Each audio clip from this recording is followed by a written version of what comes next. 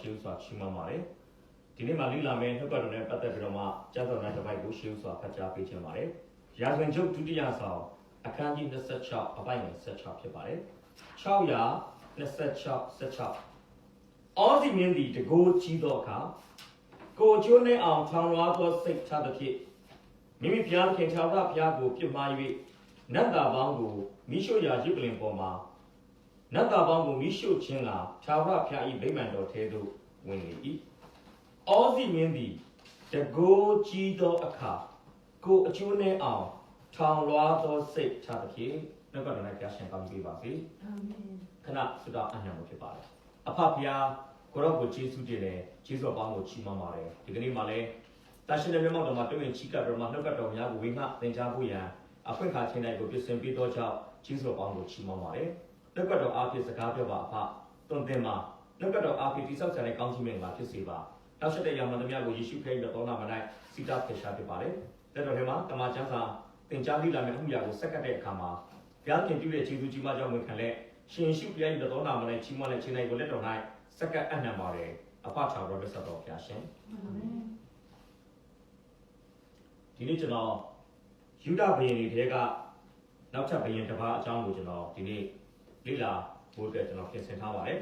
ဒီနေ့ကျွန်တော်ဝင်ကားမဲ့ယူဒဘုရင်ရဲ့နာမည်ကတော့အောဇီလို့ခေါ်ပါတယ်အဲဒီအောဇီကဟိုတနေ့ကကျွန်တော်ကျမ်းစာသင်တော်ကပြောခဲ့တဲ့629မှာပါတဲ့ယောသန်ရဲ့အဖေတော်ပါတယ်ဆိုတော့ဒီနေ့ခေါင်းစဉ်လေးကိုတော့ကျွန်တော်အောဇီမင်းနှစ်သူဤအမှတ်များဆိုပြီးခေါင်းစဉ်တက်ပေးချင်ပါတယ်အောဇီမင်းနှစ်သူဤအမှတ်များ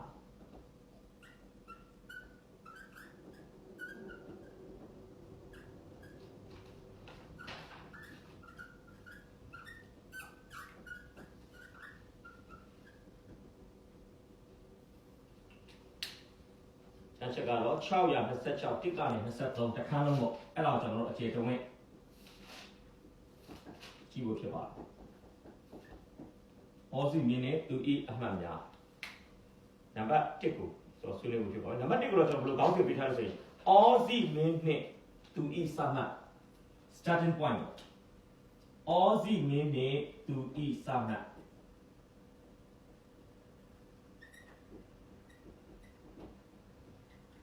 အောစီမင်းနဲ့သူဤစမှတ်အဲ့ဒါကတော့အပိုင်းငယ်1ကနေ9အတွင်းမှာဖြစ်ပါကဲ1ကနေ9ဖတ်ပေးပါလားယူဒပြည်သူလူသားအပေါင်းတို့သည်အသက်36နှစ်ရှိသောသားတော်အောစီကိုယူ၍ခမဲတော်အာမဇီအရာ၌နန်းတင်ကြ၏ထိုမင်းသည်ခမဲတော်တည်သောနောက်အေလုမြို့သို့ပြုစု၍ယူဒနိုင်ငံထဲသို့တွင်ပြန်၏အောစီသည်အသက်16နှစ်ရှိသောနိုင်ထံ၍ယေရုရှလင်မြို့၌50နှစ်လုံးစိုးစံလေ၏မေတော်ကယေရုရှလင်မြို့တော်ယေခေါလိအမည်ရှိ၏ဟုတ်ပြီအောစီဟာ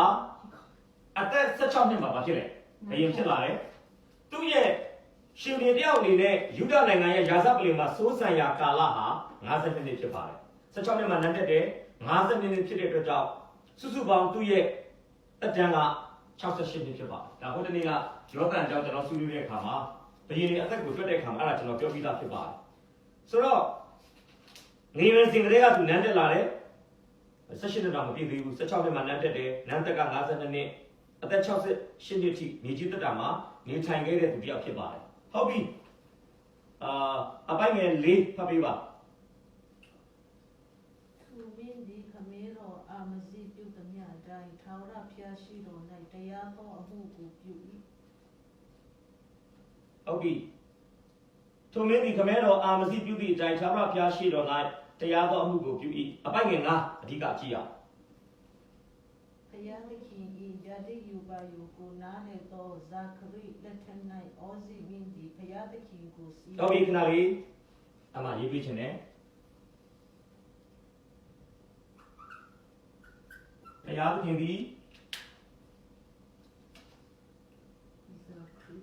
ဇာခရိလို့ခေါ်တဲ့ဓမ္မဝင်ဆောင်ကျမ်းစာမှာတော့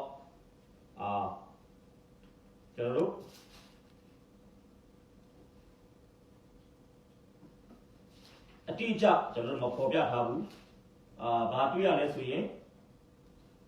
ကျွန်တော်နားလည်တော့ရစ်ပရိုဟစ်ဖြစ်ဖို့များတယ် prophet ထက်ဘုရားခင်ဒီဇာခရီကိုအသုံးပြုပြီးတော့မှအောစီကိုဘာလို့လဲပဲ့ကိုင်းတယ်ပဲ့ပြင်းတယ်ထင်းချောင်းတယ်ပြောချင်တာအောစီဒီကိုတိုင်းဘုရားခင်ရဲ့အတန်ကိုကျွန်တော်မြင်တယ်အသက်အရွယ်ငယ်ရွယ်တဲ့တောက်သူနားမထောင်တတ်တာဖြစ်နိုင်တယ်အဲကြောင့်ဘုရားရဲ့အလေးလာဘုရားရဲ့အတန်တော်ကိုနားထောင်တတ်တဲ့ဝိညာဉ်ရမှာအတွေ့အကြုံရှိတဲ့ဘုရားခင်ရဲ့အချိတ်ဆက်မိနေတဲ့ဇာခရီဒီအောစီမင်းရဲ့ဘဝအသက်တာကိုဘာလို့လဲထင်းချောင်းတယ်ဝိညာဉ်ရဖခင်တယောက်လို့ဝိညာဉ်ရခေါင်းဆောင်တယောက်လို့အောစီကိုသူကအကောင်းဆုံးတက်တွဲခေါ်တဲ့အခါမှာအောစီဒီဘာဖြစ်နေလဲဘုရားကဘာလို့လဲစီကတ်တယ်ဟုတ်ပြီနောက်ပြီးတော့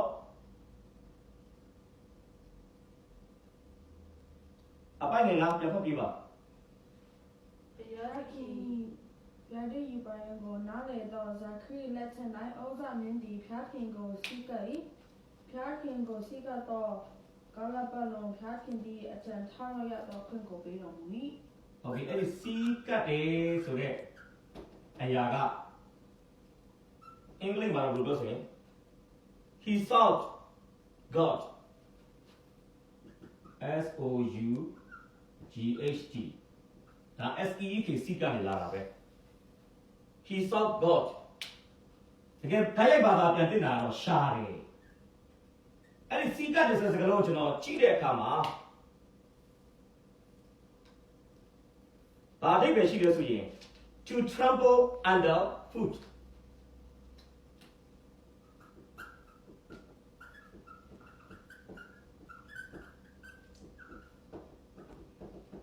to trample underfoot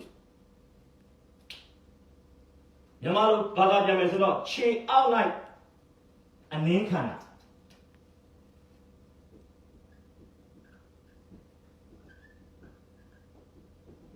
ပြောချင်တာက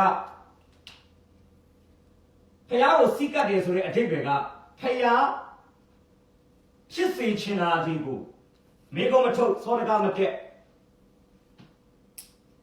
ငင်းချက်မပေးဘဲနဲ့ဘာလို့လဲဖျားဖြူဆိုဖြူတယ်ဖျားမဲဆိုမဲတယ်ဖျားတစ်ဆိုတစ်ဖျားနှစ်ဆိုနှစ်အဲ့ဒါပြောချင်တာဘုရားသခင်လက်ခုပ်ထဲကရေလိုပဲတွန်းချင်းသုံးပေါက်ချင်မောက်ဒါကြောင့်သူ့ရဲ့အသက်တာပထမပိုင်းမှာအရာရာဘာဖြစ်လဲဘာလို့လဲဖခင်ကသူ့ကိုကြိုက်တယ်လို့ပုံသွင်းလို့ရတယ်ဖခင်ကသူ့ကိုကြိုက်တယ်လို့ကင်တွယ်လို့ရတယ်ဖခင်ကသူ့ကိုကြိုက်တယ်လို့မောင်းနေလို့ရကြောက်လို့ဆိုတော့ခန္ဓာကတော့ကိုယ်ခန္ဓာဖခင်အလိုလိုနဲ့အသက်ရှင်တာပြောချင်တာအောစီဒီငါစိတ်နဲ့ငါကိုလို့သူမတတ်မှတ်ဘူးဖခင်စိတ်နဲ့ငါကိုခန္ဓာ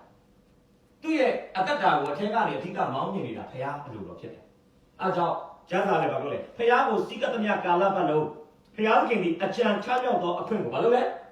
ဘလောက်ကောင်းလဲစဉ်းစားကြည့်။ဘာလို့ဘာဖြစ်လဲအောင်မြင်တယ်။ဘာကြောင့်လဲဖခင်ကိုရှာလို့ဖခင်ကိုရှာတော့ဘာလို့လဲဖခင်ရဲ့ခြေဖွားအောက်မှာနင်းပြားလို့ပြဝစ်တာ။ဒါဆိုအနည်းခံတယ်ဗျအနည်းခံတယ်ဆိုတာဖခင်ရဲ့အခွင့်အာဏာအောက်မှာသူ့ဘဝတစ်ခုလုံးဘာလို့ထားလဲပေးအပ်ထားတယ်။ဘာမှcomplain မလုပ်ဘူးကြာတရားမင်းကမထုတ်ဘူးဒါကဘာလို့ဖြစ်ရတာလဲဟိုကဘာမလုပ်ဘူးသူကဘုရားမင်းသွားဆိုသူသွားတယ်မင်းလာဆိုသူလာတယ်မင်းဒါလို့ဆိုသူဒါလုပ်တယ်အားကြောင့်ဘာဖြစ်လဲအရာရာအောင်မြင်တယ်ကဲအဲ့ဒါလေးကိုကျွန်တော်အစဉ်လိုက်လေးကျွန်တော်ပြောချင်တယ်သူကဘာလို့လဲဆိုဘုရားကိုစီးကတ်တယ်ဘုရားကိုစီးကတ်တဲ့အကျိုးကျေးဇူးအနေနဲ့အောစီမင်းဒီဖယားရဲ့အလိုတော်ကိုသိတယ်ဖယားရဲ့အလိုတော်ကိုသိပြီးမှသူဘာလုပ်လဲဆိုရင်အလုပ်လုပ်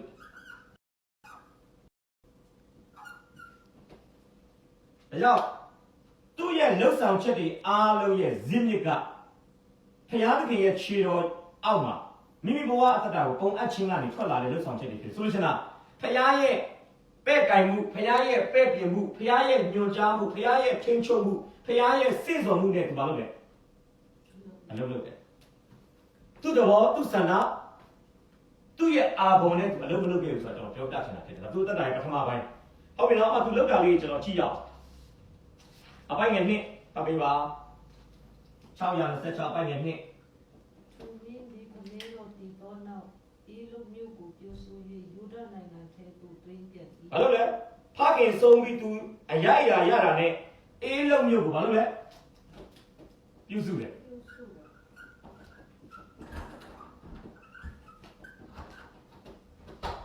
အေးလုံးမျိုးကိုပြုစုတယ်အေးလုံးမျိုးဆိုတာဘယ်လိုမျိုးလဲဆိုရင်ယူဒနိုင်ငံရဲ့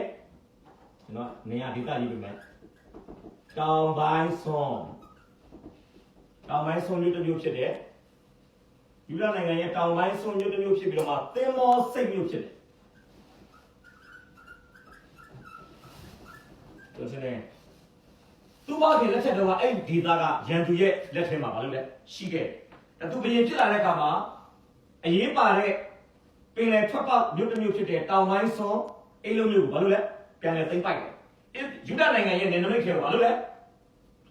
ပြန်ထည့်ဟုတ်နော်နောက်အပိုင်းငယ်9မှာတော့တရားကိုစီးကတ်တယ်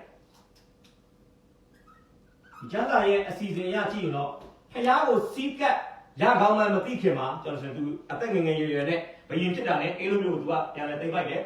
ပြီးတော့မှအပိုင်းငယ်9ရောက်တဲ့ခါမှာတော့ဇာခရိရဲ့ကုညီမဆမှုနဲ့ဘုရားကိုဘယ်လိုစီးကတ်ရမလဲဆိုတာသူသိလာတယ်အဲ့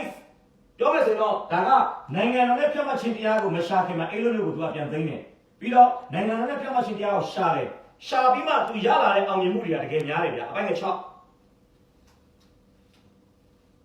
သူမင်းဒီစစ်ချီ၍ဖိလိတိလူတို့ကိုတိုက်သဖြင့်ကာတာမီယူယာဗနီယူအာဇုံယူတို့ကိုဖြိုဖျက်ပြီးမှအာဇုံမြို့ပတ်လေဖိလိတိပြည်အရေးရနှမြို့တိတို့ကိုတည်ထောင်လေ၏ ဟုတ်ပြီဖိလိတိကိုတိုက်တယ် အာဇုံကိုတိုက်တယ်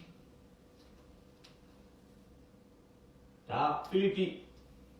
နော်အာဇုတ်လို့ပြောလို့ဆိုဖိလိတိနိုင်ငံထဲမှာရှိတဲ့မြို့တွေဒါအနောက်ဘက်အရမျက်နှာအနောက်ဘက်ကိုသူကျူးကျော်တယ်တိမ်ပိုက်တယ်အပိုင်းငယ်9တောင်ပိုင်းဆုံးကိုတိုက်တယ်အနောက်ဘက်ဆုံးကိုတိုက်တယ်အပိုင်းငယ်9 ဘုရားရှင်ဒီဖိလိတိလူကိုရဘာလာမြို့မှာတည်နေသောအရက်လူ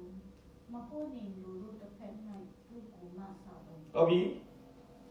ဖိလိတိတော့ကျွန်တော်ထားခဲ့လိုက်မယ်အနောက်ဘက်ဆိုတာသိတဲ့အတွက်ကြောင့်အဲ့ဒီမှာအာရလူမဟုတ်နေလူဆိုတာလေတောင်ဘက်မှာနေတဲ့လူမျိုးတွေဖြစ်တယ်ယူဒနိုင်ငံရဲ့တောင်ဘက်အချမ်းမှာနေတဲ့အဖွဲ့တွေဖြစ်တယ်နောက်အပိုင်းငယ်10 အာမောမျိုးသားတို့ဒီလေအော်စီမင်အားလက်ဆောင်ပနာတို့ကိုဆက်ကြ၏သူဒီအလွန်ကုကူကိုခံခန့်စီတဲ့ပြည်တည်င်းတော်ဒီအေကုတုပီတိုင်အောင်ပေါ်စောသည် အာမုံကြတော့ယူဒနိုင်ငံရဲ့အရှေ့ဘက်မှာရှိတဲ့လူမျိုးဖြစ်တယ်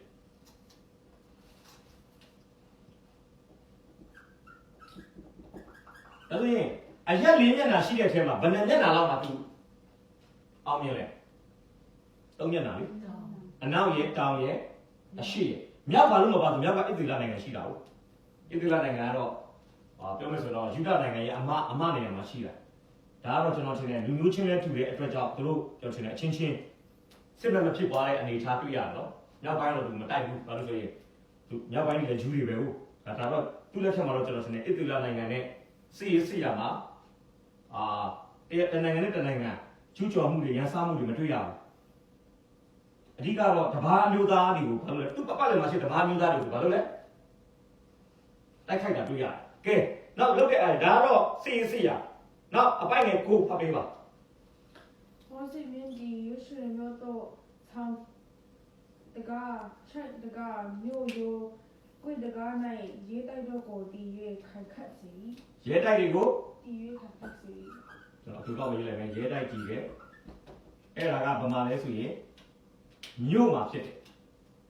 ဂျေရုရှလင်ဆိုတာတွေ့လားမတွေ့လား ဂျေရုဆလင် ဒါကတော့မြို့ပြကဲအပိုင်ငယ်30 တော့၌လည်းရေးတိုက်ကိုတို့ကိုတည်၍ရည်တွင်းများလည်းသူဤချက်ဝန်းရာအရက်၌နီရာရက်၌များစွာသောတောနာတို့ကိုစီးပွေ၍တောင်းအရက်မြေကောင်းသောအရက် ဒါပြီးမြို့ပြမှာရဲတိုက်ဆောက်တယ်မြို့မှာပဲရဲတိုက်ဆောက်တော့မဟုတ်ဘူးနေဘက်တောဘက်ကျေးလက်ဘက်မှာလည်းရဲတိုက်ကိုဘာလို့လဲ sau đấy kệ ta xe với sắp pháp đi လေလောက်တော့သူနဲ့ဒီဥယျာဉ်ပြုစုတော်သူတို့ကိုလည်းစီစာရီထို့တော့အမှုများကိုဝါဒနာရှိ တူတော့နဲ့စပိတူစီ သူလုပ်တဲ့ဟာလေးမတူတဲ့ဟာလေးရေတွင်းများတူးတယ်ဒါလည်းရေးကြည့်ပါလေပြီးရင်အထူးကောက်ပဲရေးလိုက်မယ်မွေးမြူရေးလုပ်ငန်းတွေသူလုပ်တယ် စက်တူ ဟုတ်တယ်မွေးမြူရေးပြီးရင်စိုက်ပျိုးရေးဒီပင်ဟာဒီလုပ်ငန်းတွေဘာဖြစ်လဲကျန်းစာပါပဲလေသူစိတ်ဝင်စားတယ်လို့ပြောတာထို့သောအမှုများကိုဝါဒနာရှိ၏တဲ့စဉ်းစားနော်စိုက်ပျိုးရေးလည်းဝါဒနာပါတယ်မွေးမြူရေးလည်းဝါဒနာပါတယ်ဘယ်ရင်တစ်ပါးဖြစ်တယ်ဒါသူလက်ထက်မှာသူလုပ်နေတဲ့ဟာတွေကဲနောက်ထပ်သူလုပ်တာရှိတယ်အပိုင်ငယ်73ဆိုတော့အကြီးအကဲလို့တော့သူရန်သူတစ်ဖက်၌ရှင်ပြေပေါ်ထောင်မှချင်းမှာ၎င်းကြီးစွာသောခွာနဲ့စက်တိုက်တော်သူရဲ့အပေါင်းက3သိန်း3 3သိန်း9,500ရာဒီ ဘယ်လောက်လဲ3သိန်း 3သိန်း 9,500 3သိန်း 9,500 9,000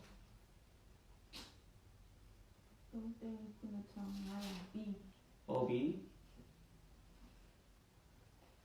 အပိုင်နဲ့73မှာနော်3သိန်း 9,500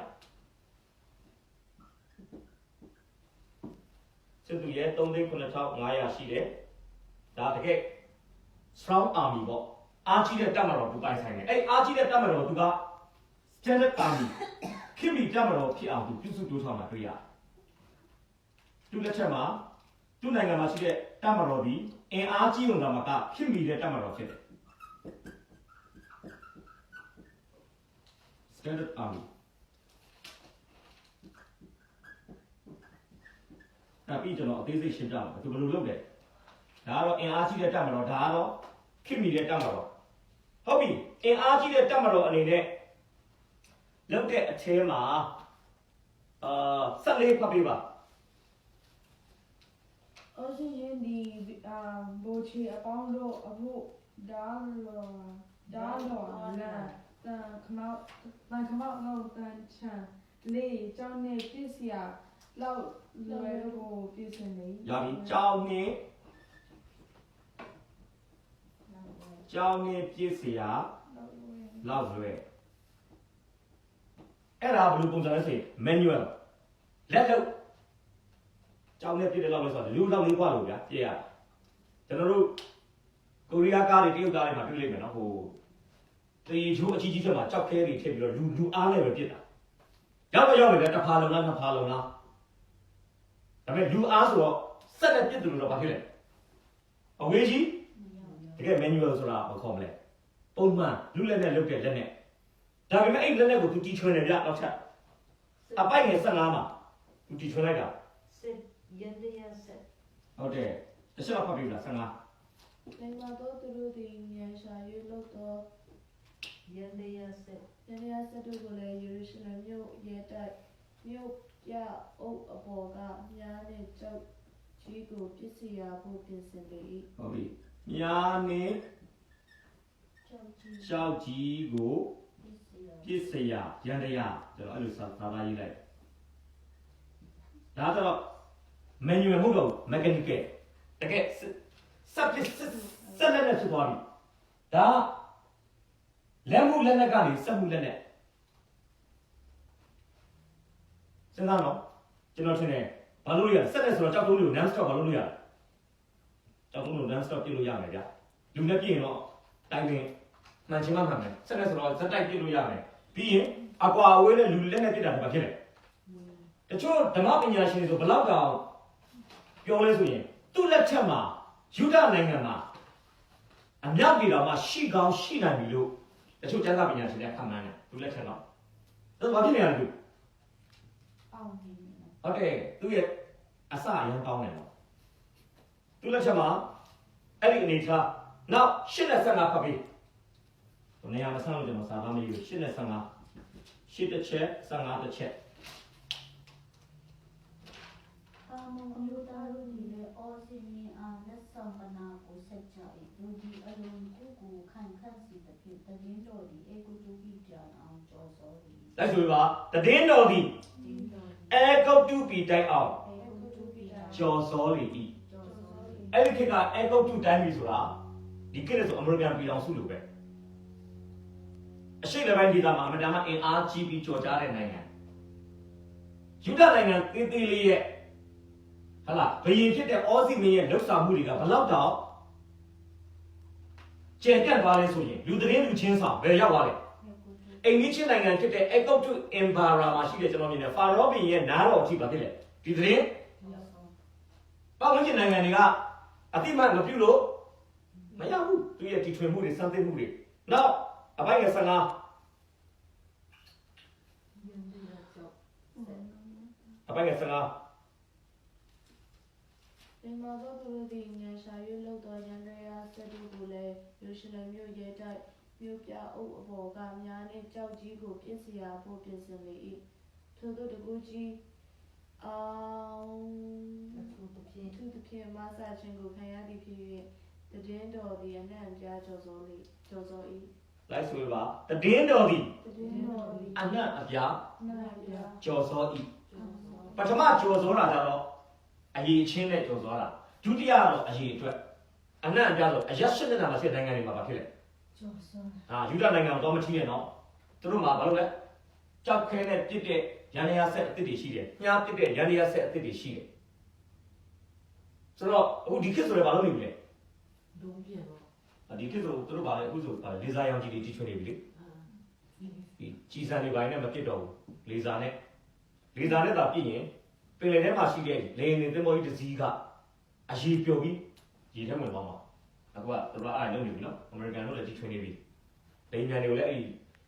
အနီအောက်ရောင်ကြီးပဲခေါ်မလားဒီလေဆာနဲ့ထိုးရင်လေယာဉ်တွေကလေထဲမှာပဲပောက်ခွဲသွားမှာဘာဒုံးလက်နဲ့မှပြစ်ချလို့တော့ဟိုတဖြည်းဖြည်းနဲ့လှုပ်လာပြီနော်တဖြည်းဖြည်းနဲ့နောက်ပိုင်းဆိုဘာဖြစ်သွားမလဲနိုင်ငံတနိုင်ငံကဘယ်လိုခေါ်မလဲတနတ်ချိရင်မိုင်းနေရင်တည်တတ်တဲ့အသွေးသားစစ်သားတွေမလွတ်တော့ဘူးစက်ရုပ်တွေလွတ်လိုက်တယ်အဲ့စက်ရုပ်တွေကိုကွန်ပျူတာနဲ့မလုပ်နဲ့အဲ့ရှင်ကျွန်တော်ထင်တယ်အခု game ကစားနေတဲ့ကလေးတွေတော့အလုပ်တော်တော်ရမယ်တွေ့နော်တက်မတော်တွေအမှုထမ်းရတင်းကိုတက်မတော်မှအလိုရှိပြီဘယ် game ကိုကစားနိုင် COC အောင်တဲ့လူဖြစ်ရမယ်လာမနောက်ဆိုရင်ဒါဒီ keep back လေးနဲ့ဘာလုပ်လဲစစ်တိုက်မှာအခုဆိုကြည့်လေနိုင်ငံတနိုင်ငံနဲ့တနိုင်ငံပြဿနာတက်ရင်ဘာလုပ်ကြလဲဟိုဘက် internet ဒီဘက် internet ဘာလုပ်ကြလဲဟုတ်တယ်တိုက်ကြတယ်နော်ဟိုမှာတစ်ခါဆိုတူရကီ internet အဖွဲ့ကိုမြန်မာတိုက်တယ်တာစိုက်ဘာအနေနဲ့တိုက်တာဘင်္ဂလားဒေ့ရှ်ကိုလည်းမြန်မာတိုက်တယ်အဲ့အဖွဲ့တွေကမျက်နှာဖုံးတွေပဲဆက်ထားတော့ Facebook မှာဆိုမပေါ်ဘူးသူတို့မျက်နှာတို့ကဟိုပညာရှင်တွေပဲ internet နဲ့ပတ်သက်တဲ့ပညာရှင်တွေဟိုဘက်နိုင်ငံရဲ့ website တွေထဲမှာဝင်ပြီးဟိုဘက်နိုင်ငံရဲ့အစိုးရရဲ့စရင်းစရာတွေကမဖြစ်အောင်လုပ်တယ်ဟိုဘက်ကလည်းပြန်လုပ်တယ်နိုင်ငံတွေနော်အခုအဲ့ဒီအဖွဲ့တွေကတနက်ကင်တဲ့လူတွေမဟုတ်ပြီမဲ့ဘာလို့လဲဒီခေတ်မှာတရင်တွေအားလုံးကဘာနဲ့စုစည်းထားလဲရုံးတွေမှာကွန်ပျူတာလေးတို့အဲ့ဒါတို့ကဝင်တာနော်ဟက်ကာတွေကဝင်ပြီးတော့အခုစစ်စင်ရေးအဲ့ပုံစံဖြစ်သွားပြီဒီနည်းပညာတွေဘာလို့ကြလဲတိုက်တာဒီပညာတိုက်တယ်ဆိုတော့ကျွန်တော်ထင်တယ်ဟိုတမယိုးကြောင်မဟုတ်တော့ဘူးဟိုလက်စားမှုတွေပါနိုင်တယ်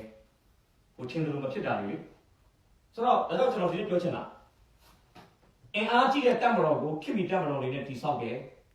ခုနကျန်းပိုက်နှစ်ပိုက်မှာ8နဲ့15မှာသတင်းတော်ကအဲကုတ်တူတိုင်အောင်သတင်းတော်ကအနှံ့ပြားကျော်စောတယ်ဆိုတော့သူ့ရဲ့ဘဝအသက်တာရဲ့ပထမပိုင်းဟာအရှိန်အဟုန်နဲ့ပါဖြစ်တယ်အောင်မြင်တာနာကြီးက16နှစ်သားလေးတယောက်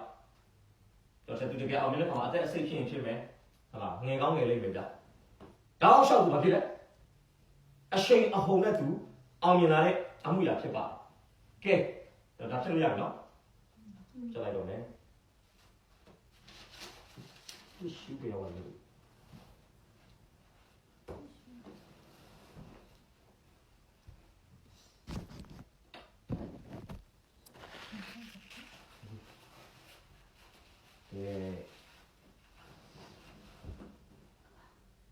ဒါတော့ starting point သူ့ရဲ့စမှတ်သူ့ရဲ့အမှတ်တွေထဲကပထမအမှတ်ပြီးသွားပြီအော်စီမင်းရဲ့စမှတ်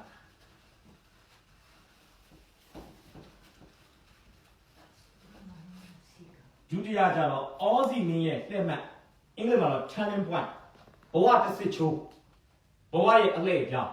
တချို့ကလည်းကွေ့မှတ်လို့ဘာသာပြန်တယ်ကျွန်တော်တော့လှည့်မှတ်လို့ပဲဘာသာပြန်လိုက်တယ်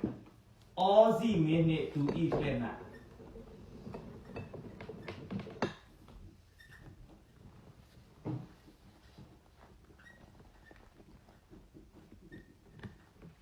သူရဲ့ဘဝတစ်စစ်ချိုးအတွေ့အကြုံအဲ့ဒါအပိုင်းငယ်16မှာဖြစ်ပါတယ်။အသိချင်ပါလေ။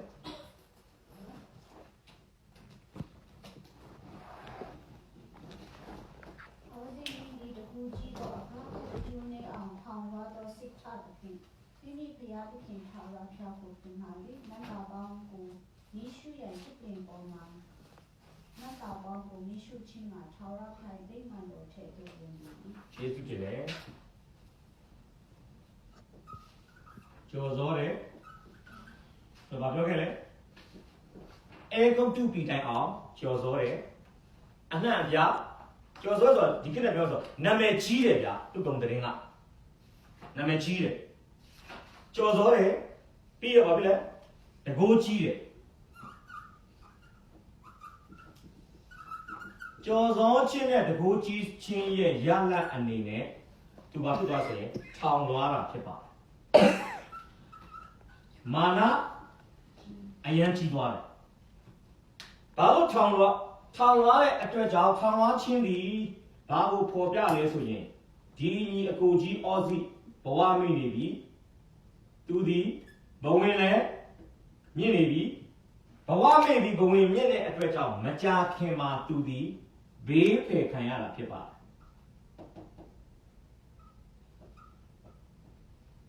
တယ်ကျွန်တော်တို့ရဲ့ဝိညာဉ်အသက်တာမှာသတိထားဖို့လိုတယ်ကျွန်တော်ကိုယ်ကိုယ်နဲ့ဘုရားကြီးအောင်မြင်ခြင်းရဲ့အရင်ပြည့်ဖြစ်တဲ့အတွက်ကြောင့်သူ့ကိုစီးကပ်တဲ့လူတိုင်းကိုအောင်မြင်ခြင်းပေးဖို့ပါဖြစ်လဲ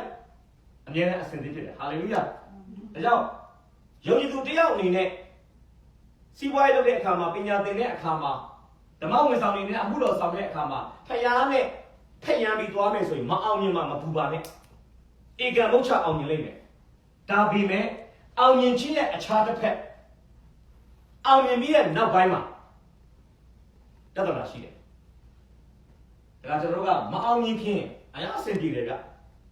ဖယားနဲ့လည်းအဆင်ပြေတယ်လူနဲ့လည်းအဆင်ပြေတယ်ဒါပေမဲ့အောင်မြင်ပြီးတဲ့အောင်မြင်ခြင်းရဲ့တစ်ဖက်အောင်မြင်ခြင်းရဲ့နောက်ွယ်မှာကျွန်တော်ဘာဖြစ်လာလဲဒါလည်းဖြစ်လာထောင်သွားတာကြောက်စရာရင်ကောင်းပါလား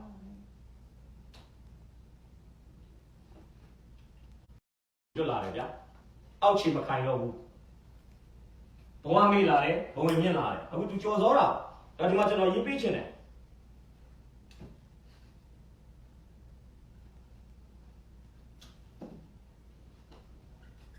ဘုရားသခင်ကကျွန်တော်တို့ကို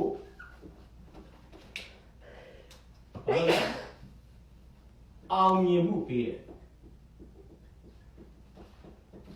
ဘုရားကအောင်မြင်မှုပေးတယ်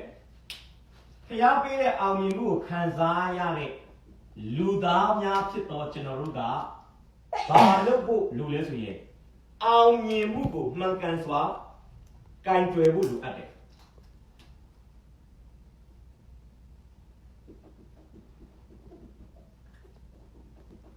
အောင်မြင်မှုကို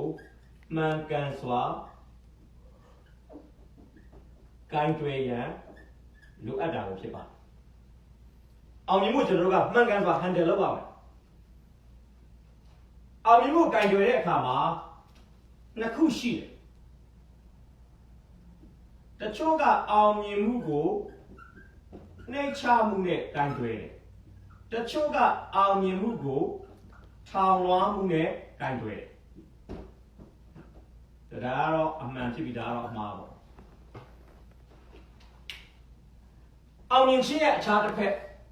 အောင်မြင်လာတဲ့အခါမှာလူဟာအောင်မြင်မှုကိုကိုင်တွယ်တဲ့အခါမှာအောင်မြင်မှုကိုတုတ်ပြန်တဲ့အခါမှာပုံရိပ်နှစ်ခုရှိတယ်တချို့ကအောင်မြင်လေနှိမ့်ချလေအောင်မြင်လေကိုဘာမှမဟုတ်မှန်းသိလေနှိမ့်ချလေအောင်မြင်လေကိုဘာမှမဟုတ်မှန်းပို့ပြီးဝန်ခံလေပိုအောင်မြင်လေတချို့ကတော့နည်းနည်းလေးအောင်မြင်တယ်ဘာဖြစ်လဲထောင်သွားတာကြောက်စရာရမ်းကောင်းတယ်အော်စီဘာဖြစ်လာလဲ သူ့ဘက်ကနေကြည့်မယ်သူ့ရဲ့အောင်မြင်မှုကလည်းမာနကြီးလောက်တယ်ဘာဖြစ်လဲအောင်မြင်မှုဒီခေတ်လူတွေကတော့အောင်စားကောင်းတာဘာမှမဟုတ်ဘဲနဲ့ဘာလို့ရှင်းတာမပို့မဆိုးအောင်မြင်မှုလေးတွေနဲ့ဒီခေတ်လူသားတွေကဘာဖြစ်လဲမာနကြီးချင်တာအော်စီကတော့မာနကြီးတဲ့အနေထားမှာသူကရောက်နေတာဒါပေမဲ့မာနကြီးရမယ့်အနေထားမှာရောက်နေတယ်မာနကြီးဖို့တော့မဟုတ်ဘူးကဲကြည့်အောင်အမှားကျွန်တော်ပေါ်ပြပေးချင်တာလေးရှိပါတယ်တုတ်တန်7နှစ်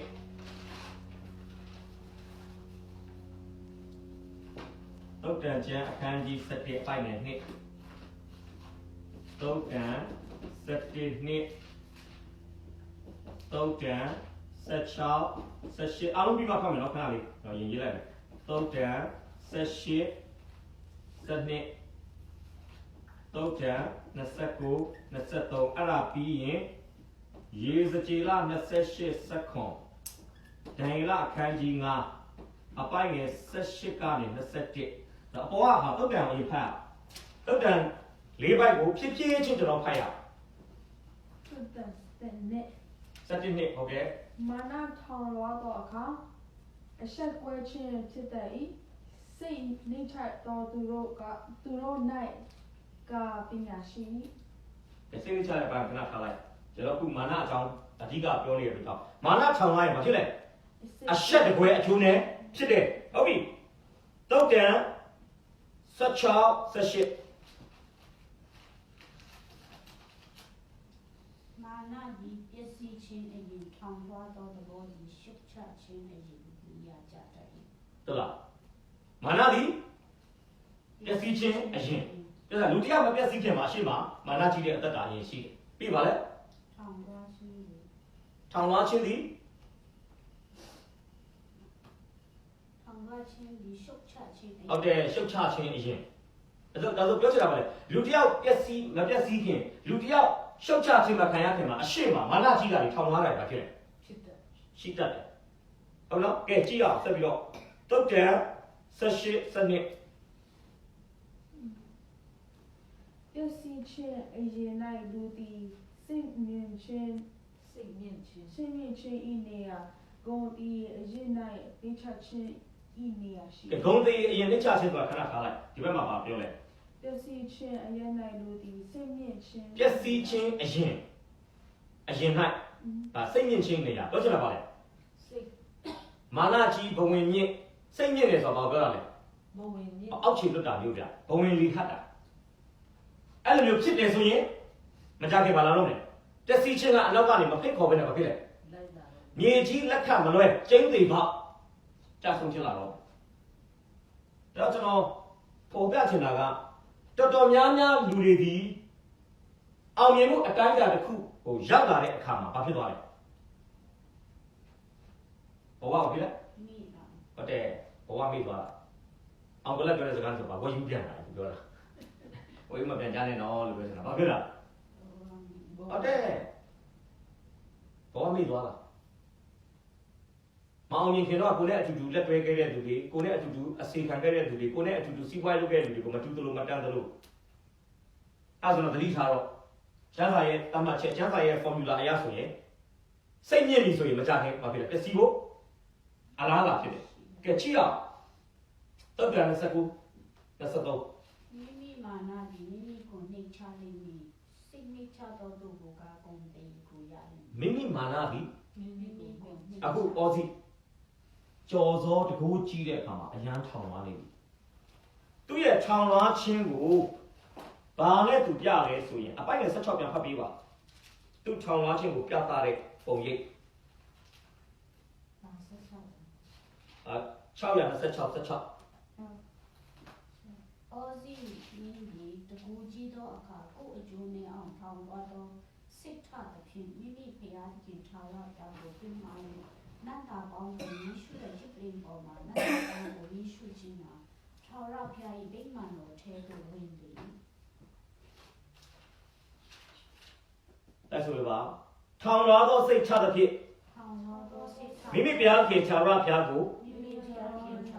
ပြစ်မှား၍တကယ်တော့သူသည်ရှင်ဘုရင်မှာ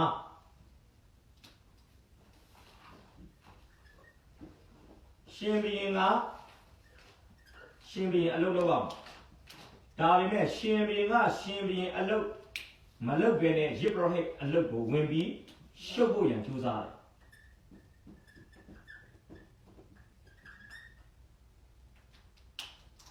ကိုဘုရားခင်ပေးထားတဲ့အငန်းအတာထဲမှာကိုကျင်လေတယ်ဆိုတာဒါတကယ်ကိုဂုဏ်ယူစရာကောင်းတဲ့အရာဒါပေမဲ့ကိုဘုရားခင်မပေးထားတဲ့နေနမိတ်စီးကိုကြော်ပြီးတော့သူများကိုဘုရားခင်ခွက်ကမသားထားတဲ့အငန်းအတာထဲမှာဝင်ရောက်စွတ်ဖက်တာဝင်ရောက်ပြီးနေရာယူခြင်းဟာတကယ်ကိုဝိညာဉ်ရအတွက်ပြောမယ်ဆိုရင်တော့အန်တရယ်ပါဖြစ်တယ်ဒီလိုမျိုးနေနမိတ်ကျူးကျော်တဲ့သူတွေကဘယ်လိုလူတွေလဲဆိုရင်ထောင်လာတဲ့လူတွေဖြစ်တယ်ထောင်လာပြီးတော့ဖြစ်တယ်အလောက်အားလုံးကိုသူလုပ်ရမယ်လို့ဖြစ်သူလက်ကနေဘာမှမလုပ်နိုင်ဘူးအခုသူကတကယ်တော့ကျွန်တော်မြင်တယ်ဇာခရစ်တုန်တဲ့အခါမှာတော့သူက ACC ပဲဗျဒါအဲ့ချိန်မှာဇာခရစ်ရှိသေးလားမရှိသားကျွန်တော်အတိအကျတော့မပြောနိုင်ဘူးဒါပေမဲ့သူကဖြစ်သွားပြီလေသူ့ရဲ့အောင်မြင်မှုတွေကသူ့ရဲ့နှလုံးသားထဲမှာမာနတွေကိုတရက်တခြားမွေးဖွားပေးပြီးတော့ဘာဖြစ်သွားလဲသူကတကယ်တော့ဗိမာန်တော်ထဲမှာရစ်ပူဇော်တဲ့ကိစ္စဆိုတာရစ်ပရိတ်တွေနဲ့ပတ်သက်တဲ့ကိစ္စလေဝိထဲကစဉ်းစားလာတဲ့ရစ်ပရိတ်တွေပဲလုပ်ရတဲ့အလုပ်ကိုသူတကယ်တော့ယူဒလေယူဒဆိုတာရစ်ပူဇော်တာနဲ့ဘာမှမဆိုင်ဘူးယူဒဆိုတာဘယင်အမျိုးရာဇပလင်မှာထိုင်ရမှာဒါပေမဲ့ရာဇပလင်မှာထိုင်ရမယ့်ယူဒလူမျိုးတယောက်ဒီဗိမာန်တော်ထဲမှာဝင်ပြီးဝိပုကိုးကွယ်ခြင်းကိစ္စကိုဝင်ရောက်စွတ်ဖက်ဖို့ဖြစ်လာတယ်ဘာလို့စွတ်ဖက်လဲရိုးလေးပဲသူမာနကြီးလို့ကဲကြည့်ရအောင်အမှအလားတူအဖြစ်မာနကြီးလာတဲ့အခါမှာစိတ်ဓာတ်ရေးရမှာပြောင်းလဲတဲ့သူတွေရေစကြည်လ28စက္ကွန်မှာစာတန်ဖြစ်လာတဲ့လူစစ်ဖာတွေ့ရလိမ့်မယ်ကြည့်ရအောင်ရေစကြည်လ28စက္ကွန်တင်ဒီကိုတင်တဲ့ချင်းအတည်ကြောင့်ဝါကြတော့စိတ်ရှိတဲ့ကုံထွန်းတော့တော့ကြောင့်တင်းဤပညာကြီးဖောက်ပြန်တဲ့ရှိနေငါဒီတင်းကိုမိတန်အောင်နှိမ့်ချရင်ရှင်မင်းတို့ဒီတင်းကိုကြည့်ရှုရဝမ်းမြောက်စေခြင်းမှာတို့ရှိမှာတင်းကိုငါချထားမည်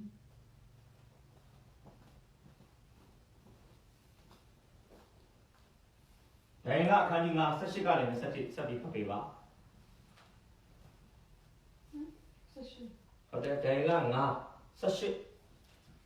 အရှင်ကြီးအမြင့်ဆုံးသောဖျားခင်သည်ခမဲတော်နေဘုခတ်နေစာမြင့်ကြီး၌နိုင်ငံတော်နှင့်တကွရှေဘုံတော်မြတ်ဂုဏ်အတီးတော်ကိုပေးသနာတော်မူ၏ပေးသနာတော်မူသောထိုရွှေဘုံတော်မြတ်ကြောင့်အရတို့၌နေသောအတီးတီနေ၌နေ၍အတီးတီအခြားသောဘာသာစကားကိုပြောသောလူမျိုးတကာတို့သည်ရှိတော်၌ကြောင်းရတော်လို့လည်းနေကြ၏တက်လို့တော့သူတို့ကိုတတ်တော်မူ၏အသက်ရှင်စေတော့သူတို့ကိုရှင်စေတော်မူ၏ချီးမြှောက်လို့တော့သူတို့ကိုချီးမြှောက်တော်မူ၏နေချလို့တော့သူတို့ကိုနေချတော်မူ၏မာနစိတ်နှင့်ထောင်လာစောကားခြင်းရှိတော်အခါဘုံကိုပေါ်တော့၍နန်းတော်မှကြာ၏လူသားစုထဲကလင်းထုတ်ခြင်းကိုခံ၍သစ္စာသဘောနှင့်ပြည့်စုံ၏အမြင့်ဆုံးသောဖျားခင်သည်လောကီနိုင်ငံကိုအိုဆို၍အလိုတော်ရှိသောသူတို့အားအတော်မူသည်ကိုမတိမမဲ့မီတန်အောင်မိရိုင်းတို့နှင့်ပေါင်းဖော်တဲ့နွားကဲ့သို့မြက်ကိုစား၍မိုးစုချင်းသည်ခံ၍နေရမည်ဟုတ်ပြီဘယ်လိုကြောင်းလဲနေဘုကနေစာဒါဘယ်လိုပြောနေတာလဲသူ့ရဲ့မြေးတော်ဖြစ်တဲ့ဗေလရှာစာကိုဒိုင်လာဘာလို့လဲပြောပြတယ်မင်းရဲ့အဖိုးတော်ကဘာဖြစ်ခဲ့လဲအောင်မြင်မှုတွေပိုင်ဆိုင်လာတဲ့ခါမင်းအဖိုးတော်ကလည်းဘာလုပ်ခဲ့လဲဖောက်ပြန်မှုတယ်မာနကြီးမှုတယ်အဖိုးတယောက်လုံးမာနကြီးပြီးတော့အသက်တာကြာရှုံးခဲ့တဲ့ပုံသက်တွေမင်းရှေ့မှာရှိခဲ့ဘူးရဲ့သားနဲ့မင်းကဘာလို့ဒါမျိုးဖြစ်ရတာလဲဆိုတော့မှဒိုင်လာကဗေလရှာတာနေဘုကမေဇာရဲ့မြေးတော်တဲ့ဗေလရှာတာကိုဘာလို့လဲဆုံးမနေတာဖြစ်တယ်ဆိုတော့ကျွန်တော်ပြောချင်တာကလူစီဖာရဲ့အဖြစ်ပြက်ပဲချီဒိုင်လာ9မှာဟာလားနေဘုကမေဇာရဲ့အဖြစ်ပြက်ပဲချီဘာတွေ့ရလဲကျော်စောတကိုးကြီးတဲ့အခါမှာဘာဖြစ်လာလဲထောင်လာတယ် ကျွန်တော်ဝီပိုင်းဆိုင်ရာအမှာလဲကျွန်တော်ဗာသတိချက်စီခြင်းလဲဆိုရင်ဖျားခင်ကောင်းကြီးပေးလို့ဖျားခင်မဆာလို့အောင်မြင်မှုတွေရလာတဲ့အခါတိုင်းမှာ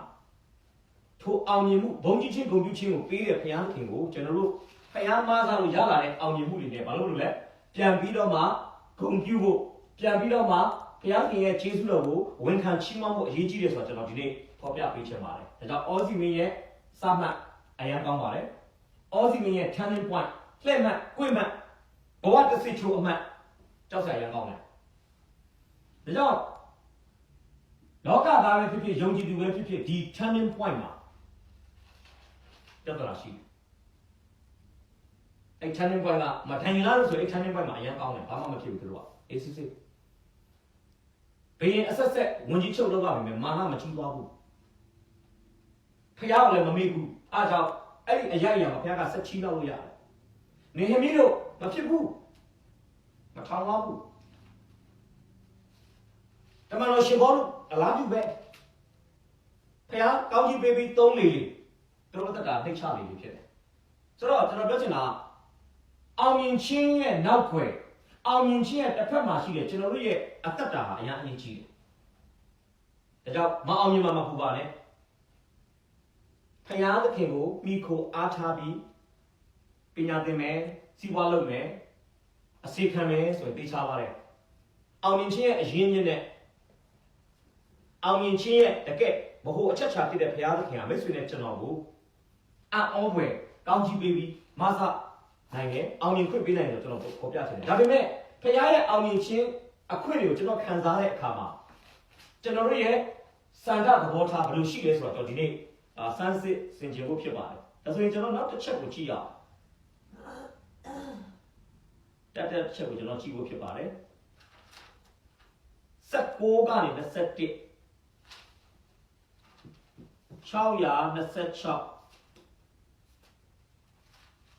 19ကနေ21ဒါပေမဲ့ကျွန်တော်ဘယ်နည်းကနေဖတ်လိုက်ပါ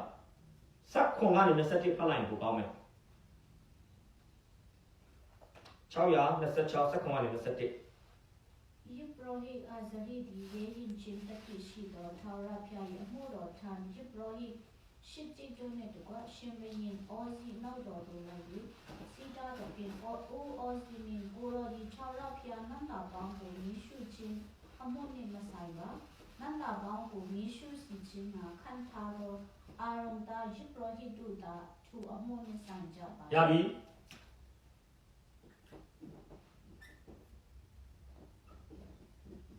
အောဇီမင်းနဲ့သူဤဆုံးမ ending point ဘယ်လိုဘဝအဆုံးသတ်လဲသူရဲ့စာမှတ်အရင်ကောင်းပါလေသူရဲ့လှည့်မှတ်ကွေ့မှတ်ဘဝတစ်စုစုမှတ်မလာပါခဲ့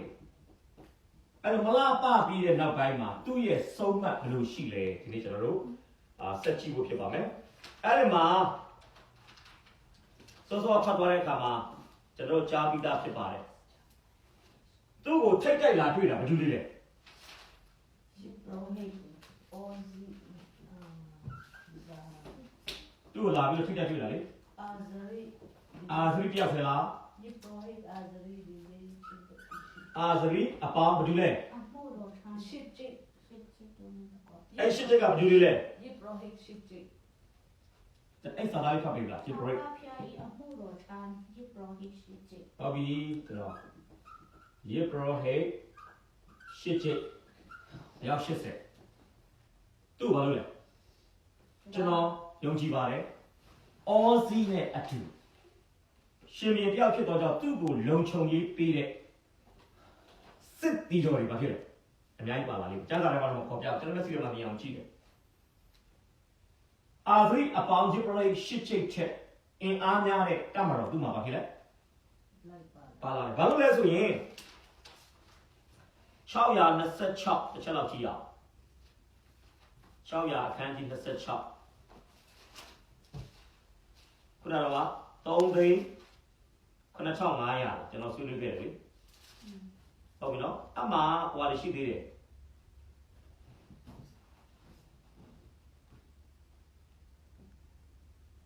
ဘ气的方路。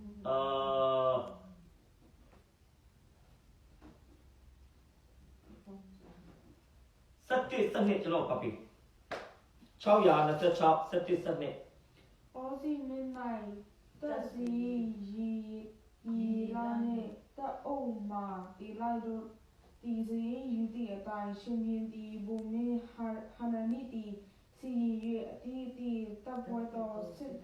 သူရဲ့ဘူရှင်များရှိကြ၏ထို့သောခွာကြီးတော်သူရဲ့အဆွေအမျိုးအလိုက်အကြီးအကဲလို့တော်သူပေါင်းက2600တီ နောက်73မှာပြပြလိုက် ထို့သောအကြီးအကဲလို့တော်သူရန်သူတစ်ဖက်၌ရှင်မြင်းကိုထောင်းဝချင်းကကြီးသောခွန်အားနဲ့စစ်တိုက်တော်သူရဲ့ပေါင်းက3,9500တီ အထူးသဖြင့်ရန်သူတစ်ဖက်၌ရှင်ဘင်ကိုထောက်မှချင်းကကြီးသောခွန်အားနှင့်စစ်တိုက်သောသူရဲ့ပေါင်းပါလို့ပြောတာဒါဆိုရင်သူ့မှာသူ့ကိုထောက်မှဘာရှိလဲ အလုံးအကြီး ဟုတ်တယ်စစ်သူရဲတွေရှိတယ်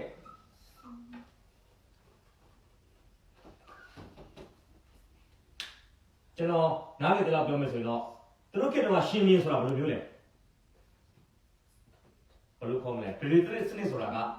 ဘယင်ပြောသမျှအရာအားလုံးပါဖြစ်လေအမှန်ပဲဒါကြောင့်မြန်မာစကားပုံမှာရှိတယ်မင်းခယောက်ျားကာနာတစ်ပင်လူတစ်ယောက်ရဲ့ပေချင်းရှင်ချင်းကဘယင်ရဲ့ပါဇက်ဖြားမှာပဲအဲ့ခေတ်မှာကျွန်တော်တင်တယ်ဘယင်မှားတာဖြစ်စေမှန်တာဖြစ်စေတန်မှန်အရက်ကိုအရက်သားကကျွန်တော်တင်တယ်ဘယင်ကိုဝေဖန်ဖို့ဘာမှမလုပ်ရဘူးအတက်နဲ့ကိုဥစားပွဲမှာတကယ်ကျွန်တော်ဆိုတော့တကယ်အာနာရှင်ပဲတော့ဒီလူကတော့ကျွန်တော်တကယ်ချီးကျူးတယ်မကြောက်ဘူးဗျတမန်တရားကသူရက်တည်တယ်ဘာလို့လဲတမန်တရားကပဲလေရှင်ဘီရင်ဒီရှင်ဘီရင်အဲ့လိုပဲလုပ်ပါမယ်ရှင်ဘီရင်ဒီအာနာဇက်ယစ်ပရိဒီဓမ္မဆက်ဖြစ်တယ်ဓမ္မဆက်နဲ့အာနာဇက်ရောလို့မနေ့ကကျွန်တော်ကျမ်းစာသင်တဲ့အခါမှာပြောခဲ့ပြီအသင်းတော်နဲ့နိုင်ငံတော်ဆိုတာရောလို့မရဘူးဗျသူအလုပ်နဲ့သူ function နဲ့သူဘာလို့လဲသူက church နဲ့ state နဲ့ရောချင်တာဒါကနိုင်ငံရေးဒါကဝိညာဉ်ရေးဘာသာရေးနိုင်ငံရေးသမားကဘာသာရေးထဲမှာလာပြီးဘာလို့လဲစွတ်ဖက်တာဟွာလို့ဒီဟာလို့ပေါ့ဗျာပြောမယ်ဆိုရင်ဒါတော့သူကလုံးဝမချိုက်ဒါပညာတိကျရမကိုက်တဲ့တော့သူဘာလို့လဲအတကုံစီးတာအကယ်၍အော်ဒီမင်းဒီသူတို့81ယောက်လုံးကိုတတ်ခဲ့ရင်တော့သူတို့ကတမာတရားအဖြစ်သိဖို့ပါဖြစ်လဲအဲ့ဒါကြည့်အောင်ဝင်လာတဲ့အခါမှာဘာတွေဆက်ဖြစ်လဲအပိုင်ငယ်အဲ့နော်ဆက်ရှိပြီးသွားတယ်တူတယ်ပြီးပြီလားဆက်ရှိပြီး ဆက်ရှိကားလေးပြန်ဖတ်ပြီးဆက်ရှိဆက်ကိုပြန်ဖတ်ပြီး ဆက်ရှိ စီတာဖြစ် ဆက်ရှိကတော့လောက်ပဲပြီးဦးမယ်တူတော့ချန်လေးတယ်ဆက်ရှိကပဲပြန်ဖတ်လိုက်ပါဆက်ရှိဆက်ကို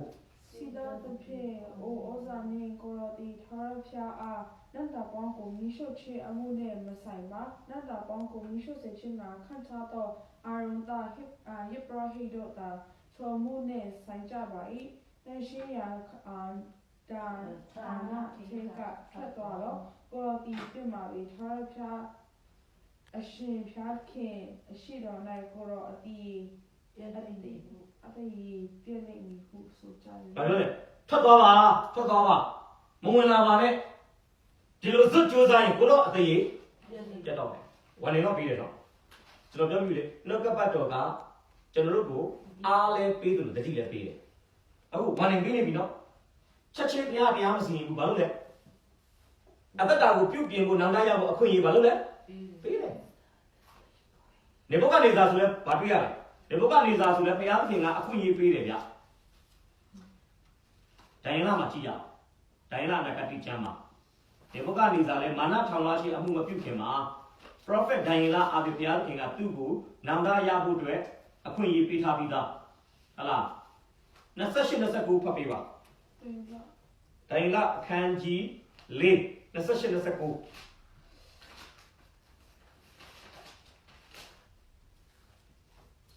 ဆိုအမှုအရာလုံးဆောင်တို့သည်နေဘုကနေစာမင်းကြီးအပေါ်သို့ရောက်သည့်အကြောင်းက30လလွန်ပြီးတော့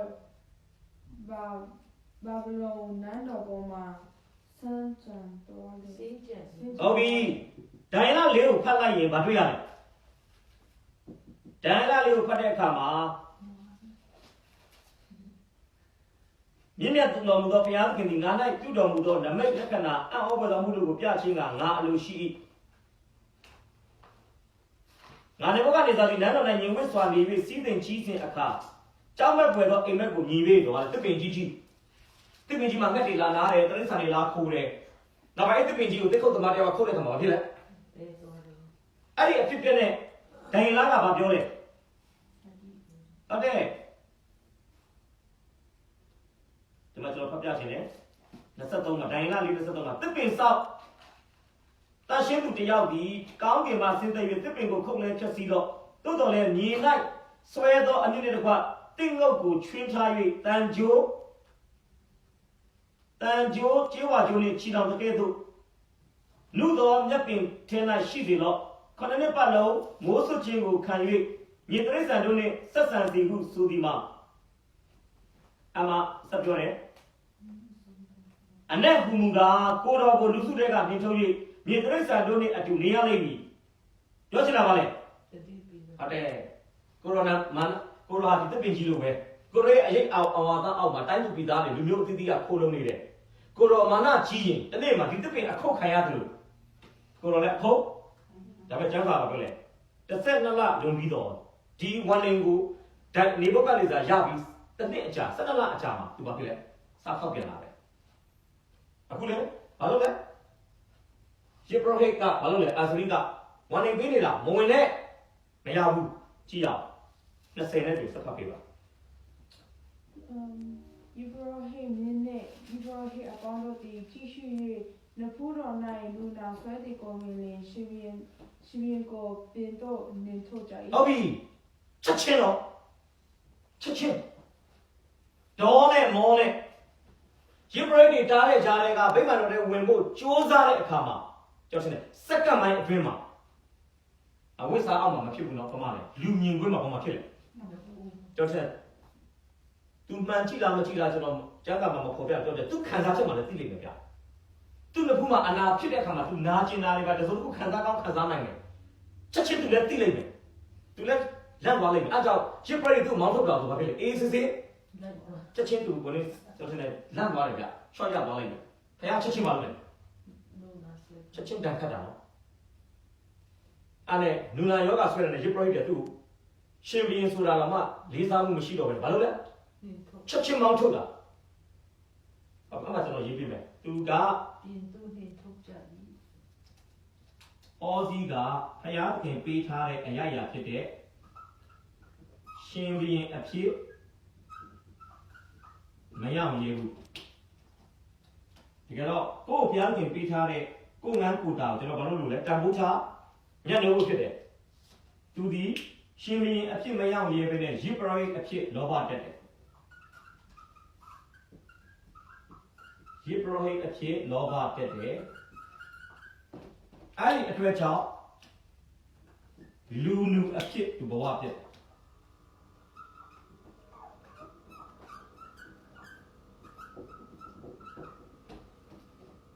ရှင်ဘုရင်အဖြစ်မရောက်ရဲဘူးရစ်ပရိတ်အဖြစ်လောဘတက်တယ်အချိုးရလာနေတဲ့လူတယောက်အနေနဲ့ဘဝဘာလဲပြတ်သွားတယ်တကယ်တော့ရှင်ဘုရင်ဆိုဒီမှာအာနာဆက်ဖြစ်ပါတယ်ရစ်ပရိတ်ဆိုဒီမှာဓမ္မဆက်ဖြစ်ပါတယ်နိုင်ငံတိုင်းမှာအဲ့အာနာဆက်နဲ့ဓမ္မဆက်ရှိတယ်အာနာဆက်နဲ့ဓမ္မဆက်ကမရောထွေးဖို့လိုတယ်ကိုယ်လုံးကြဖို့လိုတယ်ဒါသူကအာနာဆက်သမားကဓမ္မဆက်ကိစ္စတွေမှာဝင်ရောက်ဆွတ်ဖက်တဲ့အခါမှာဖခင်လုံးဝပါဖြစ်လေခွင့်မပြုဘူးခွင့်မပြုတဲ့ကြောင့်ဘာဖြစ်သွားလဲသူလူဘွားနဲ့တင်ထုတ်ခံရတယ်စက်ကြည့်ပေးပါကျွန်တော်62620ရတယ်ပြန်ဖတ်ပေးပါဦး20You brought him in, you brought him upon the Jishu, Nunado, and the food on night, Nuna, Swedico, Millie, Shivian got into Netoja, Shivian got and then Taracha, Dakada, Mutoja, and Tolly, Todo, Aussie, Meiji, the Didi, Nuna, say, Canada Nanai. Chanado. Canada Nanai. Primando with Open Gomia, Taro, Yodati, Nanoko, also Nanano Muko, see Yai. Canary. Napu donut. Suna swere. That's up you la. Being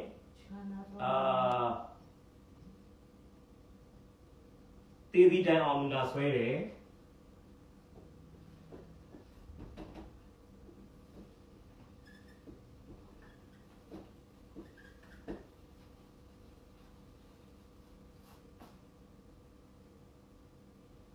Chana do namani yare.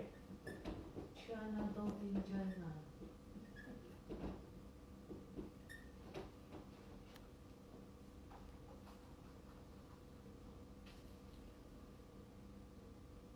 Apa yang nasa tahu apa? Aussie Bobedone, Epoye, Turone to the Jochinko Kayatore, Luno Pita Joshi, and Dinjane Sango, Ni Kwanai, the Jojai, Taro Yo, Ni lulu kita jauh. Ni kau naik tak? the Jojai. Dah bulu mana nak swere? Kena tak cuma bu, terlalu. Tadi dah, senang. Tu tak kau cakap sini, kalau senang je. Tu ye ayah tu tak kau sekarang lo ya le, sebab tu tak le kalau sini, ibu dia orang mana tu ye. Dia kalau sini tu tak le tak jiwa mah bu. Dah buat lo macam ni. Tu jangan kalau sini, cakap sini mati dia sebab, lihat lah macam si dia. Nasi sini lah apa ni? Di bawah ni senang je, dekat mana mana. Lula macam bawah apa di bawah. Pin, China tu ni sebab biar ni lepas tu mana ya roh, tapi ni lepas tu mana ya roh. Dekat tu, lu ayat apa, amat amat nere ni yang macam ni. Kita guna yoga sebab guna cakap cakap. Kusan naik ni lu tidak cakap, baru le. Seni yang dah mahu ni jangan ni, nyubi baru le. Oh, tinggal kau ni baik mana ya lah, kita lu dia, nyubi mah. Lu mu tanya macam mana, tapi patah lu ya. Tu kalau bayi sini dia cakap cuci ni tu lo jangan sini. Nano dia malu thame, tapi baru le.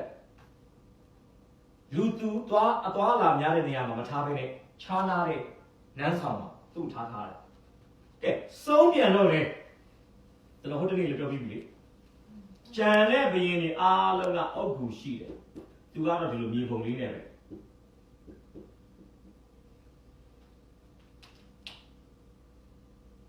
Baru le, tu next cara. Mungkin macam mana yang mau mungkin tapi baru le. Tu ni aku dah ni macam apa? Dawai do Solomon do, Ata do Yosefat do tinggal ni tu yang ni apa? Dah cakap sih. Baru le. Kaya aku anak aku, mama nak tahu lagi macam mana soal ada macam tu di, atas song ke acindi. Next cara sih macam ni. Dekat tu dekat macam macam buat. Ini nama. Macam apa macam orang jika dah lihat tu bawa ye, asal tak acing apa dia? Terus ni, memang bawa dia. Tahu mahu tu, terus orang sini jom lo. Awak mudi, payah selalu dia timah macam tu. Payah ingat jangan lu ya hari awak cini ku, mau coba lagi suyi. Jangan lu ada kewe, lu loga cima. Dekat pahmua anak tak. Jangan lu ye, season cina awak musuh lah. Lego just ada amu kita sebab jadi kopi aja. Tu apa macam? Macam apa yang secang macam ni ti baru le. Apa yang kita ni sangat ti dah cak telah. Secang tu bawa ye, dekat channel bawa tu situ apa yang le. Mana ni tercek cilai dah le. Tu ye, dunia yang dekat upside down. Tu gerak swimming no. Macam apa yang ayan terdekat tu ba. Di channel tahun lalu kamu lawa tahu cak. Macam ni, atas dah macam apa ini? Atas dah nak sumber enggak, sanjung. Kemarin kongjunya, ni kemarin dekat baru muka zero. Ajar macam mana? Siapa yang ni? Salah ni tu jadi ni.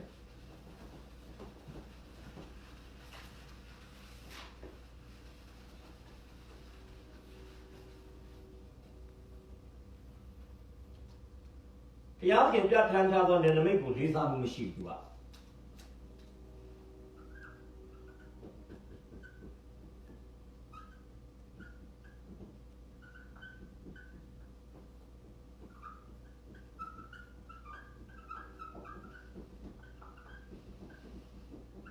ရားသခင်ပြတန်းထားတဲ့နေနမိတ်ကိုလေးစားမှုမရှိဘူးအဲ့ဒီအတွက်ကြောင့်လူနူအဖြစ်ကျင်းမြောင်းရာရောက်တယ်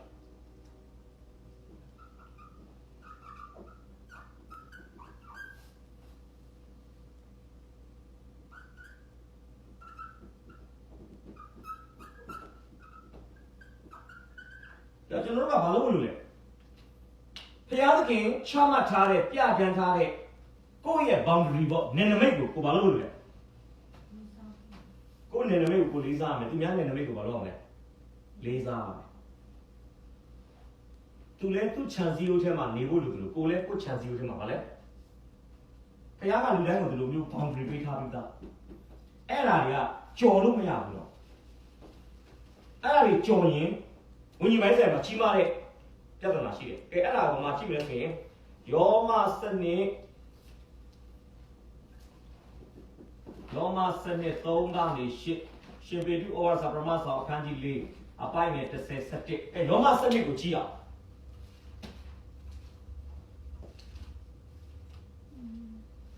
ဒီလိုကိုချင်းတိဒီအပိုင်းခွန်းဆက်လို့ရင်းစင်မဲ့ဓာတ်ခင်ဒီလူအတီးတီးတို့အာရုံကြီးချင်းကိုလူပြီးတော်မူတဲ့နေ့นี้ကိုရှော့ပတ်စွာထင်ရမယ်ဘယ်လိုထင်ရမလဲကိုလော့ပတ်စွာထင်ရမယ်ဆိုတာဖယားသခင်တတ်မှတ်ထားတဲ့ပြဋ္ဌာန်းချက်အတိုင်းကိုထင်ရမယ်ပိုထင်ပိုင်ခွင့်လည်းမရှိသလိုလိုထင်ပိုင်ခွင့်လည်းမရှိရကိုဘုရားသခင်ပေးထားတဲ့နာမည်ထက်ကြော်ပြီးသွားချင်ရင်လည်းအန္တရာယ်ရှိတယ်။ကိုယ်ဘုရားသခင်ပေးထားတဲ့နေနမိတ်ခြံစည်းရိုးထက်ရော့ပြီးဆင်းရင်လည်းအန္တရာယ်ရှိတယ်။ဘာပဲလုပ်အောင်လဲ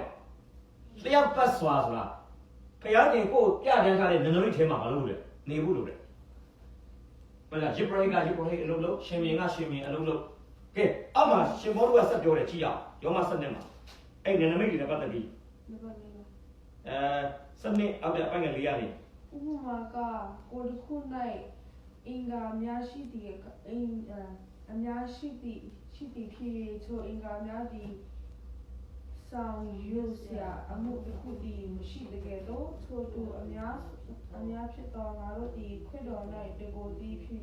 တီအင်္ဂါချင်းဖြစ်သွား၏အဘိစပါပြီမယ်ထို့တော့ပေးတော်မူသောကျေးဇူးတော်အတိုင်းငါတို့ဒီအတီးအပြားပြားသောဆုများကိုခံရသည်ဟုတ်ပြီတို့တို့ပေးတော်မူသောကျေးဇူးတော်အတိုင်းငါတို့ဒီအသီးသီးအပြားပြားစုများကိုခံရသည်ဖြစ်ဖြစ်ဆိုတာဘုရားသခင်ကငါတို့ရဲ့နေနမိတ်တွေမလုပ်ပြီးသားလေပြဋ္ဌာန်းပြီးသားလို့ပြောချင်တာရှင်ဘောလူကဆက်ဖတ်ပေးပါProphet အရာရှိလင်ယုံကြည်ခြင်းဤပမာဏကိုရတဲ့အတိုင်း prophet ပြုကြကုန် prophet က prophet အလုပ်လို့ပြောတာ prophet က prophet ခြံစည်းရိုးထဲမှာ prophet ရဲ့နေနမိတ်ထဲမှာ prophet လုပ်ရမယ်ကိုယ်ငန်းကိုယ်တာမလုပ်ရမယ်လုပ်ရမယ်ဆက်ဖတ်ပေးပါဓမ္မဆရာအရာရှိလင်ဓမ္မဆရာဤအမှုတော်ဓမ္မဆရာကလည်းဘုရားသခင်ပြဋ္ဌာန်းထားတဲ့နေနမိတ်ရှိတယ်ဓမ္မဆရာက prophet နေနမိတ်ထဲမှာကျွကြုံလို့မရဘူး prophet ကလည်းဓမ္မဆရာအလုပ်ကိုဝင်ရှုပ်လို့အားလုံးမှာမရှိလဲဘုရားသခင်ရဲ့ကိုယ်ပိုင်ပြဋ္ဌာန်းချက်တွေရှိတယ်ကဲစကြည့်အောင်ဆုံးမဩဝါဒပေးတော်သူဒီထုံမှုကိုဆောင်ရွက်ဆုံးမဩဝါဒပေးတော်သူကထုံမှုကိုဆောင်ရွက်စီဆိုတဲ့အခါမှာဆုံးမဩဝါဒပေးရမယ့်သူကဆုံးမဩဝါဒပဲပေးလို့ပြောတာဆက်ဖတ်ပေးပါနိုးစောတွေးဆောင်တော်သူဒီထုံမှုကိုဆောင်ရွက်စေနိုးစောတွေးဆောင်တော်သူထုံမှုကိုဆောင်ရွက်စေလို့ပြောတဲ့အခါမှာနိုးစောတွေးဆောင်တော်သူဒီနိုးစောတွေးဆောင်တဲ့အမှုကိုဆောင်ရွက်စေလို့ပြောတာ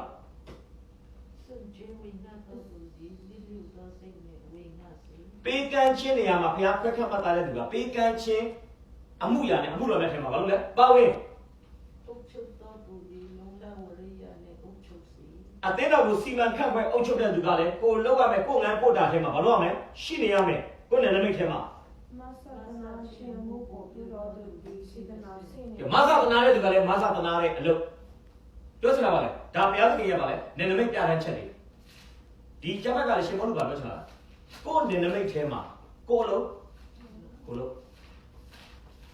စီးမကြုံနဲ့လို့ပြောတာဒါကြောင့်ဒီခေတ်နဲ့ပြောစေပါစတာကပါစတာအလုပ်လုပ်ရမယ်ကျမ်းအကြောင်းဆရာကကျမ်းအကြောင်းဆရာအလုပ်လုပ်ရမယ် evangelist အကြောင်းဘာလို့လဲကိုဘုရားခင်ပေးထားတဲ့နေနမိတ်ကိုသိပြီးအဲ့ထက်မှာကျင့်တတ်စွာအစီခံဖို့ပဲ သူများကထားလို့လည်းငါလည်းလုပ်ချင်တယ်သူများဒါလုပ်လည်းငါလည်းလုပ်ချင်တယ်မဖြစ်နိုင်ဘူးမဖြစ်နိုင်ဘူးအတင်းတော့အကုန်လုံးသူများမိဘမိတ်ကြီးဟာနဲ့အောင်မြင်တဲ့ကိုမိဘမိတ်ကြီးဟာရှောက်ထောင်ဖို့မဟုတ်ဘူးသူများကျန်းစာကြောင်းထောင်တာအဆင်ပြေတဲ့ကိုကျန်းစာကြောင်းလိုက်ထောင်ဖို့မဟုတ်ဘူးသူများလူအုံယုံဖွင့်တာအောင်မြင်တဲ့ကိုလူအုံယုံဖွင့်အောင်မြင်ချင်းမအောင်မြင်မယ်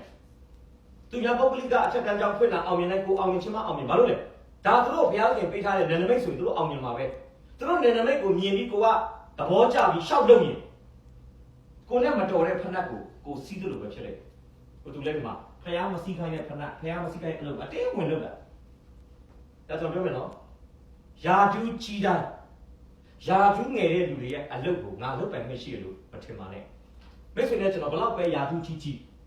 မိတ်ဆွေကိုကျွန်တော်ဘုရားခင်ပေးထားတဲ့ဟာကတစ်ဆိုရင်တစ်မှာပဲကျွန်တော်နေဖို့နှစ်တွေသုံးတွေမှာဝင်ရှုပ်ရင်အလိုကြီးရင်အရနေတတ်တယ်ဗျဒါကျွန်တော်တို့ကဝิญญาณမှာကိုနဲ့မဆိုင်တဲ့ကိစ္စတွေမှာဝင်ပြီးတော့မပတ်သက်ဖို့ကိုငန်းကိုတာထဲမှာကိုဘုရားခိုင်းတဲ့အလုပ်ကိုပဲသစ္စာရှိလုပ်ခြင်းအဖြစ်ဖျားဖို့ကိုတည်ဆောင်ထင်ရှားတဲ့သူဖြစ်ဖို့ကျွန်တော်ဒီနေ့ဖော်ပြချင်တာဖြစ်တယ်ဒါကြောင့်ကျွန်တော်တို့ကနံပါတ်1တော့ကျွန်တော်ရှိထားပြီးသားလို့ကျွန်တော်ထင်တယ်ကျွန်တော်တို့ရဲ့စာမှတ်ဒါတယောက်ချင်းတော့ဒီမှာတော့မဟုတ်ဘူးတချို့ကအောင်မြင်ပြီးသားလူတွေရှိနိုင်တယ်တချို့ကအောင်မြင်နေသေးလူတွေရှိနိုင်တယ်တချို့ကအောင်မြင်ဖို့ရန်အစပြုတဲ့လူတွေရှိနိုင်တယ်စာမှတ်ကတက်ဆောင်မှာမဟုတ်ဘူးလက်မှတ်ကထမ်းရင်းပွိုင်းကအရင်ကြီးတယ်အများစုလူတွေကထမ်းရင်းပွိုင်းမှာစာမင်းဘွဲ့ကြပုံမှာဖြစ်တယ်ဒါသာကောင်းလာတဲ့အခါအမှတ်တွေကောင်းလာတဲ့အခါမှာအောင်မြင်လာတဲ့အခါမှာဘဝမေ့သွားတယ်ဘဝင်မြင့်လာတယ်အဲ့ချိန်မှာဖခင်ရဲ့နှလုံးသားထဲကနေကျွန်တော်ကဘေးဖက်ခံရမှာဖြစ်တယ်။အော်စီလိုပဲဒါကြောင့်ကျွန်တော်တို့ကအောင်မြင်လာလေးတိတ်ချလာလေးဖြစ်ဖို့လိုတယ်။အောင်မြင်လာလေးဖခင်ရဲ့အလိုတော်ကိုပို့ပြီးစူးစမ်းပြီးတော့မှဖခင်ရဲ့ခြေဖွားအောက်မှာဟလာတကယ်ပဲပျောက်ဝတ်တဲ့သူတယောက်နေသွားလာမယ်ဆိုရင်ကျွန်တော်တို့ရဲ့သုံးမှတ်ကတကယ်ကိုလှပမှာဖြစ်ပါတယ်။ဒါအော်စီရဲ့အမှတ်သုံးမှတ်ကကျွန်တော်တို့အတွက်လည်းဒီနေ့စဉ်းစားစရာဖြစ်ပါတယ်။ကျွန်တော်တို့ရဲ့စမှတ်ဘယ်လိုလဲ။ကျွန်တော်တို့ရဲ့ turning point ကျွန်တော်တို့ရဲ့လှည့်မှတ်ဘယ်လိုလဲ။ကျွန်တော်တို့ရဲ့ ending point ကျွန်တော်တို့ရဲ့ဆုံးမှတ်ဘယ်လိုလဲဒီနေ့ကိုမေကုံမေးပြီးဆင်ခြင်ဖို့ဖြစ်ပါတယ်ခရားကတော့ကျွန်တော်တို့ရဲ့စမှတ်ကိုလည်းလှပစေသူလို့တို့ကျွန်တော်တို့ရဲ့ဆုံးမှတ်ကြီးမှုတော့အဆုံးသတ်ကိုလည်းခရားကလှပစေချင်တာဖြစ်ပါကြောင့်ကျွန်တော်တို့စမှတ်ကောင်းသောသူများတာမဟုတ်ပေနဲ့ဆုံးမှတ်ကောင်းတဲ့သူများအဖြစ်တွာလာပြရအတွက်ဘဝရဲ့တစ်စစ်ချိုးအလှည့်အပြောင်းတွေမှာခရားလူတော်တိုင်းလှည့်ပြောင်းနိုင်တဲ့သူတွေဖြစ်ဖို့ကျွန်တော်ကတော့အဖြစ်တိုက်တွန်းအားပေးဝင်ငှချင်ပါတယ်အရောက်တိုင်းပေါ်ဘုရားရှင်ကောင်းချီးပေးပါစေကျွန်တော်ခဏလေးဆုတောင်းရအောင်နော်အဖဖျားကိုရောကိုကျေးဇူးတင်တယ်ကျွန်တော်ပေါင်းကိုချီးမွမ်းပါတယ်ဒီနေ့အောစီမင်းရဲ့ဘဝအသက်တာကိုအခြေပြုပြီးတော့ကိုရှင်ပြဘဝရဲ့စမှတ်ဘဝရဲ့လက်မှတ်ဘဝရဲ့ဆုံးမှတ်များအကြောင်းကိုလေ့လာခွင့်ပေးသောကြောင့်ကျေးဇူးတင်တယ်အောစီမင်းရဲ့အဖြစ်အပျက်ကနေသင်ခန်းစာများစွာရသောကြောင့်ကျေးဇူးတင်တယ်မှန်ကန်စွာထိုသင်ခန်းစာများကိုသဘောပေါက်ပြီးတော့မှမိမိရဲ့လက်တွေ့အသက်တာမှာလည်းဘုရားရှင်ကောင်းချီးပေးလို့တစုံတစ်ခုသောအနေအထားကိုရောက်လာတဲ့အခါမှာဘဝင်မြင့်ပြီးဘဝမေ့တဲ့အသက်တာမျိုးမဟုတ်ဘဲနဲ့ဘုရားရဲ့အလိုတော်ကိုပုံမူသိရှိနားလည်ပြီးတော့မှအလိုတော်လမ်းထဲမှာနှိမ့်ချခြင်းနဲ့လိုက်ပါသောသူများအစေခံသောသူများဖြစ်စေဖို့ရန်အတွက်အသက်တာပြုကိုဘုရားရှင်မဆာပါလက်တော်ထဲမှာအချိန်တိုင်းအနှံပါတယ်အဖချာဘရမက်ဆက်တော်ဘုရားရှင်အာမင်